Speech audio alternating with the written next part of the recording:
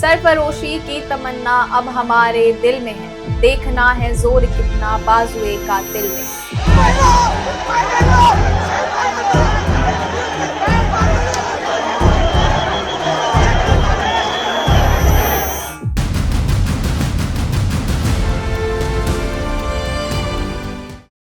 इन पंक्तियों को महान क्रांतिकारी राम प्रसाद बिस्मिल ने अपने संघर्ष और शहादत का प्रतीक बना दिया था।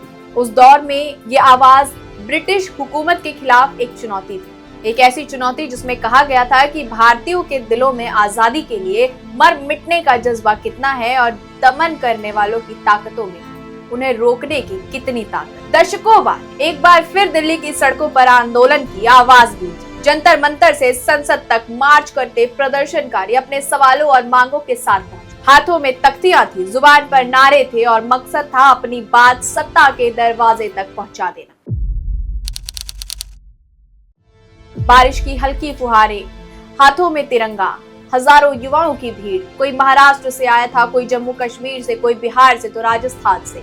हर किसी की जुबान पर एक ही नारा था, धर्मेंद्र प्रधान इस्तीफा दो, प्रधान गो बैक, जवाब दो, इनकलाब जिंदाबाद। नीट पेपर लीक मुद्दे पर आंदोलन कर रहे कॉकरोच जनता पार्टी का प्रदर्शन मंगलवार को जारी। जंतर मंतर पर अभी भी बड़ी संख्या में लोगों की मौजूदगी है। सीजेपी प्रवक्ता आशुतोष रांका ने कहा है कि सोनम वांगचुक जी की भूख हड़ताल जारी है और जंतर मंतर पर हमारा प्रदर्शन भी। आज जेपी नड्डा जी के साथ जो हमारी बैठक थी वो यूजलेस थी। 4 घंटे हमारे बर्बाद हुए। अब सरकार को यहाँ आकर बात करनी पड़ेगी। धर्मेंद्र प्रधान का इस्तीफा जब तक नहीं होता हमारा प्रदर्शन जारी है। कल पुलिस और सीजेपी प्रदर्शनकारियों के बीच जो झड़प हुई उसमें प्रदर्शनकारी भी घायल हुए हैं, छात्र घायल हुए हैं और पुलिस वाले भी घायल हुए। एडिशनल डीसीपी आनंद कुमार मिश्रा ने कहा कि लगभग 115 से 120 पुलिसकर्मी घायल हुए हैं और साथ ही रिपोर्ट्स के मुताबिक छात्र भी लगभग 100 से ज्यादा घायल हैं।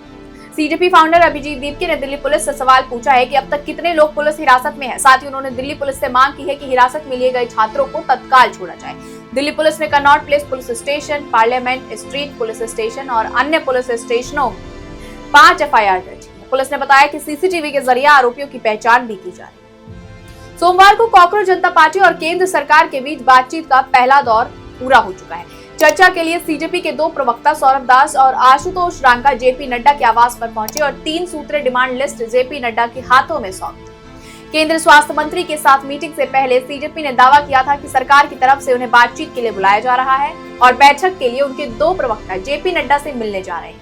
लेकिन इस मीटिंग के बाद जेपी नड्डा ने अपने सोशल मीडिया पोस्ट में एक अलग ही दावा किया। उन्होंने साफ कहा कि बातचीत का प्रस्ताव प्रदर्शनकारियों की तरफ से आया था। इसके साथ ही जेपी नड्डा आज घायलों से मिलने अस्पताल भी पहुंचे। दोस्तों, दिल्ली का जंतर मंतर पहले भी कई आंदोलनों का गवाह रहा, लेकिन 20 जुलाई की सुबह यहाँ जो माहौल बन रहा था वो सिर्फ एक धरना नहीं था, गुस्सा था, निराशा थी, उन लाखों छात्रों की बेचैनी थी जो पिछले कई महीनों से भर्ती परीक्षाओं, पेपर लीक और शिक्षा व्यवस्था को लेकर सवाल उठा रहे थे। लेकिन किसी ने शायद नहीं सोचा था कि कुछ ही घंटों के बाद यही जंतर मंतर लाठीचार्ज, पत्थरबाजी, मिर्ची स्प्रे, घायल पुलिसकर्मियों और घायल छात्रों के खून से सने सिरों की तस्वीर में बदल जाएगा। यही वजह है कि इस पूरी कहानी को समझना बेहद जरूरी है, क्योंकि यहाँ सिर्फ एक पक्ष नहीं है। एक तरफ छात्र हैं जो आरोप लगा रहे हैं कि उन पर बिना वजह लाठीचार्ज हुई। दूसरी तरफ दिल्ली पुलिस है जिसका कहना है कि प्रदर्शन हिंसक हो गया, बैरिकेड तोड़े गए, पुलिस पर हमला हुआ और उसके बाद भीड़ को नियंत्रित करना पड़ा। दोनों पक्षों ने अपने अपने वीडियो हैं, अपने अपने दावे हैं और सच की पूरी तस्वीर इन्हों दावों के बीच कही है। लेकिन इस कहानी की शुरुआत सोमवार सुबह से नहीं होती है। इसके पीछे पिछले कई दिनों की एक पृष्ठभूमि है। जंतर मंतर पर कई दिनों से यह आंदोलन चल रहा था। इस आंदोलन का चेहरा बन चुके हैं अभिजीत दीपके और उनके साथ जुड़े छात्र संगठन। दूसरी ओर सामाजिक कार्यकर्ता सोनम वांगचुक लगातार भूख हड़ताल पर बैठे हुए थे। सोनम वांगचुक जी तो अभी अस्पताल में भर्ती है। आंदोलन की सबसे बड़ी मांग थी कि शिक्षा व्यवस्था में जवाबदेही तय हो, कथित पेपर लीक मामलों पर कार्रवाई हो और केंद्रीय शिक्षा मंत्री धर्मेंद्र प्रधान इस्तीफा दे दें। यही मांग धीरे धीरे सोशल मीडिया से निकलकर सड़कों तक पहुंची। फिर आया 20 जुलाई का सोमवार, जिस दिन संसद का मानसून सत्र शुरू होना था। आंदोलनकारियों ने ऐलान किया कि संसद चलो मार्च, यानी जंतर मंतर से संसद तक पैदल मार्च। यहीं से प्रशासन की चिंता बढ़ गई। रातों रात प्रदर्शनकारियों को मना कर दिया गया कि संसद पे मार्च नहीं किया जाएगा और धारा 63 लागू करी। दिल्ली पुलिस पहले ही साफ कर चुकी थी कि संसद मार्च की अनुमति नहीं है। संसद मार्ग, विजय चौक और आसपास के पूरे इलाके में अतिरिक्त पुलिस बल तैनात कर दिए गए। जगह जगह बैरिकेड लगाए गए। सुरक्षा एजेंसी अलर्ट मोड पर हो गई क्योंकि संसद का सत्र उसी दिन शुरू हो रहा था। सुबह करीब 9 बजे जंतर मंतर पर भीड़ तेजी से बढ़नी शुरू हुई। पहले सैकड़ों, फिर हजारों, और देखते ही देखते पूरा इलाका युवाओं से भरा। कई छात्र हाथों में तिरंगा लिए हुए पहुंचे। मंच से लगातार भाषण हो रहे थे। बार बार कहा जा रहा था कि मार्च शांतिपूर्ण रहेगा, संविधान के दायरे में रहेगा और संसद तक अपनी आवाज पहुंचाई जाएगी। दूसरी तरफ पुलिस बार बार लाउड स्पीकर से घोषणा कर रही थी कि आगे बढ़ने की अनुमति नहीं है और कानून व्यवस्था बनाए रखेंगे। यहीं तक माहौल नियंत्रण में था, लेकिन करीब दोपहर से पहले भीड़ ने संसद की ओर बढ़ना शुरू, और यहीं से शुरू हुई संसद मार्च की सबसे बड़ी टक्कर। आखिरकार पहला धक्का किसने दिया? बैरिकेड पहले किसने तोड़ा? पुलिस ने पहले लाठी चलाई या भीड़ पहले हिंसक हुई? यहीं से कहानी का सबसे विवादित हिस्सा शुरू होता है।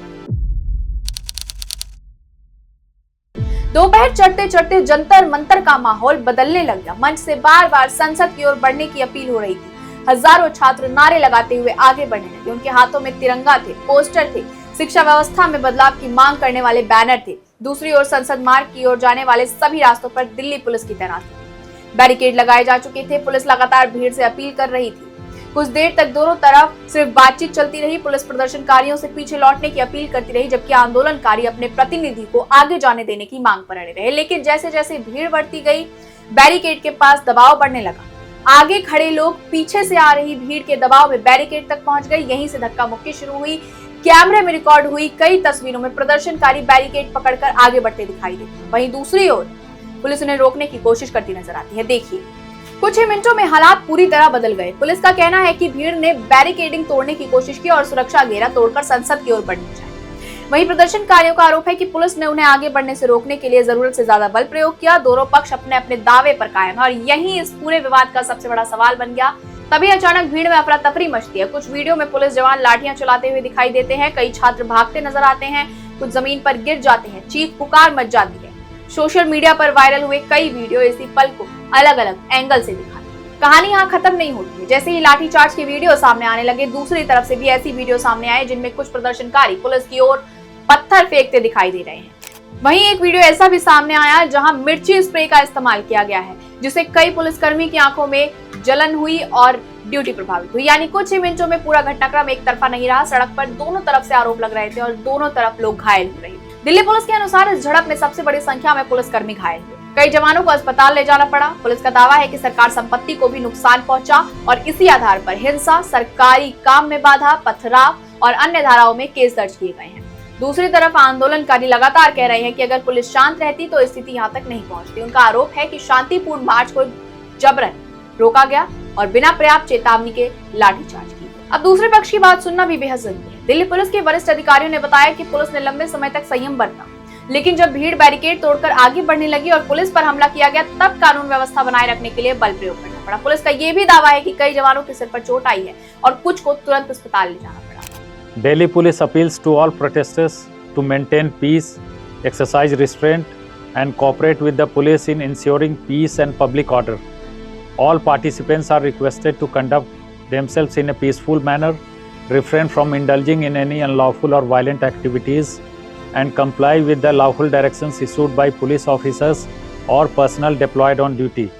The public is advised not to believe or circulate rumors, misinformation, or unverified content through any platform. Citizens are requested to rely only on authentic sources of information and extend their cooperation to Delhi Police in maintaining peace, harmony and public order. Thank you.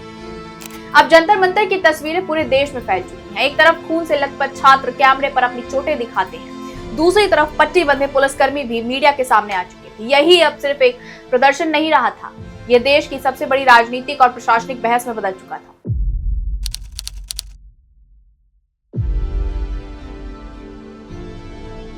में पूरे देश में फैल गई। Social media पर अलग अलग video viral हो रहे हैं। किसी वीडियो में पुलिस लाठी चलाती दिखाई देती है तो किसी में प्रदर्शनकारी की तरफ से बैरिकेड पर दबाव है।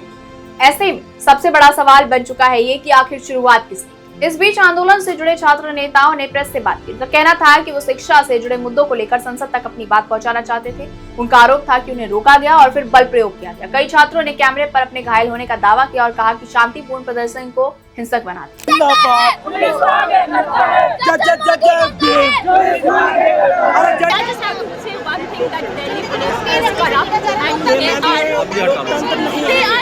ये पूरी की पूरी तानाशाही है।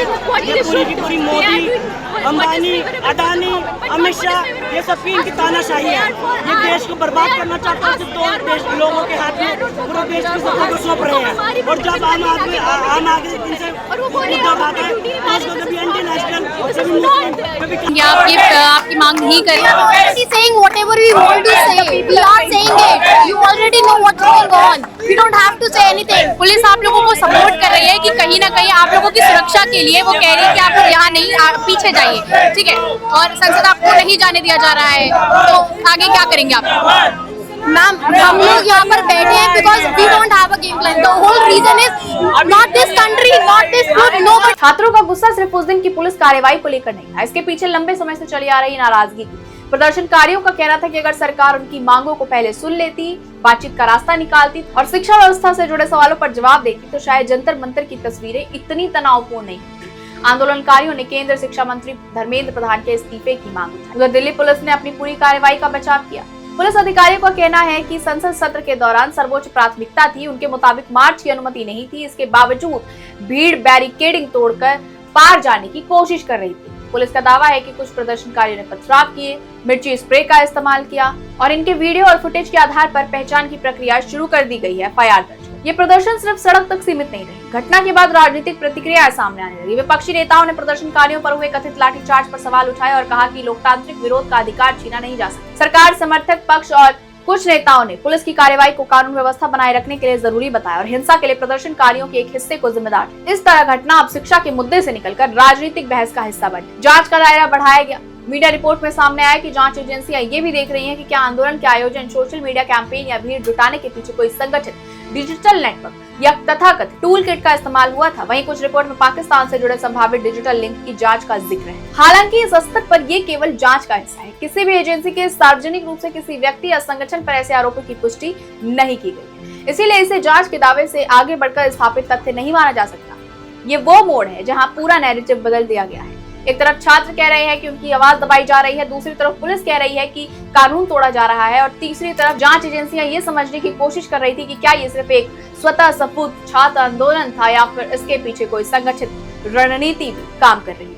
लेकिन क्या इस टकराव के बाद आंदोलन खत्म हो गया या फिर यह और बड़ा होने वाला है? हिरासत, एफआईआर और फिर लौटता आंदोलन, जंतर मंतर के बाद अब आगे क्या है?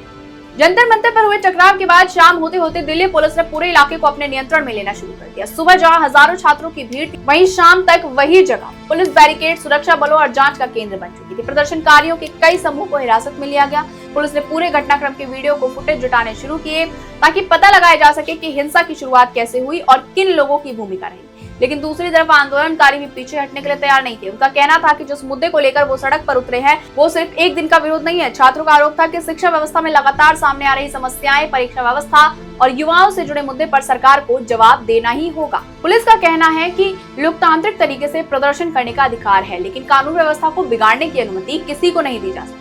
पुलिस का पक्ष था कि संसद सत्र के दौरान सुरक्षा व्यवस्था बेहद संवेदनशील थी। ऐसे समय में बिना अनुमति संसद की ओर बढ़ने की कोशिश सुरक्षा के लिहाज से गंभीर मामला थी। घटना के बाद सबसे ज्यादा चर्चा में वो तस्वीरें हुई जो सोशल मीडिया पर वायरल हुई। एक तरफ कुछ तस्वीरों में छात्र घायल दिखाई दिए, कुछ छात्रों ने दावा किया कि उन्हें चोटें आई और पुलिस की कार्रवाई जरूरत से ज्यादा सख्त थी।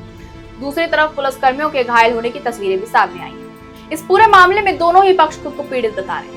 सड़क पर हुए कुछ मिनटों के घटनाक्रम को लेकर दोनों पक्षों की कहानी अलग है। प्रदर्शनकारियों का कहना है हम अपनी मांग को लेकर संसद तक जाना चाहते थे। पुलिस कहती है हमने सिर्फ कानून व्यवस्था बनाए रखने के लिए कार्रवाई। अब जांच में यही देखा जाना है कि किस समय कौन सी स्थिति बनी और किस कार्रवाई के पीछे क्या वजह। हिरासत और जांच, लेकिन इस पूरे घटनाक्रम का सबसे बड़ा असर ये हुआ कि जिस मुद्दे को लेकर छात्र सड़क पर आए थे वो पीछे चला गया और चर्चा हिंसा, पुलिस कार्रवाई और कानून व्यवस्था पर आ गई। युवाओं का आंदोलन एक बड़े सवाल के सामने खड़ा है कि आगे की लड़ाई बातचीत के जरिए होगी या फिर सड़क पर संघर्ष और तेज हो जाएगा।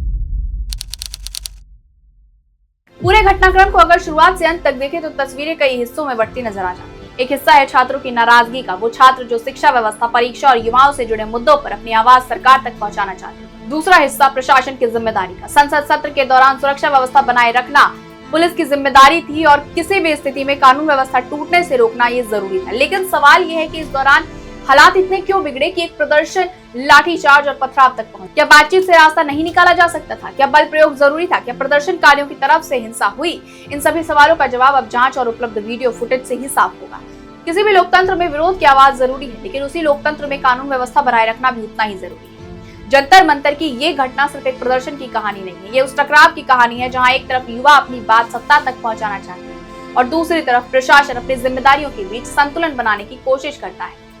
अब आने वाले दिनों में ये देखना अहम होगा कि सरकार और प्रदर्शनकारियों के बीच बातचीत का रास्ता खुलता है या नहीं, क्योंकि किसी भी आंदोलन की असली जीत सिर्फ सड़क पर भीड़ जुटाने से नहीं, बल्कि उस मुद्दे का समाधान निकालने में होती है जिसके लिए लोग सड़क पर उतरते हैं। फिलहाल जंतर मंतर की तस्वीरें यही सवाल छोड़ गई है, आवाज उठाने और व्यवस्था बनाए रखने के बीच संतुलन आखिर कैसे बने? फिलहाल इस वीडियो में इतना ही। मिलते हैं किसी अगली बड़ी अपडेट के साथ, तब तक के लिए बने रहे हमारे साथ और देखते रहिए HB डिकोड।